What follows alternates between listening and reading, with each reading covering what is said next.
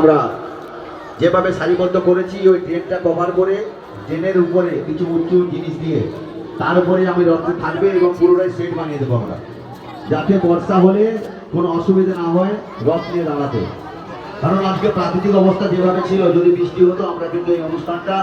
এভাবে করতে পারতাম না, তার সকলেরই অসুবিধা হতো। আমরা ঠিক আমাদের ক্যালপার মানে আমাদের যে মায়ের মন্দির রয়েছে মনসা মাতার মন্দির,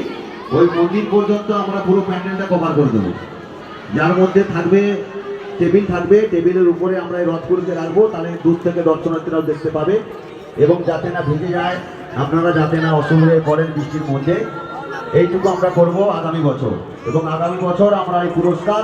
যেটা আর্থিক পুরস্কার, সেই আর্থিক পুরস্কারটা যদি কিছুটা বাড়ানো যায় সেটাও আমরা আমাদের সভাপতিদের বলেছি যে এটাও একটু চিন্তা ভাবনা করতে হবে। তো সভাপতিরা আমাদের কথা দিয়েছে যে আমরা দুজন সভাপতি যেহেতু অনুষ্ঠানের এই মূল মঞ্চে রয়েছি, তা আমাদের মাথার মধ্যে এটা থাকলো আমরা আগামী দিন যতটা করা যায় সম্ভব হয়, কেন এই কমিটি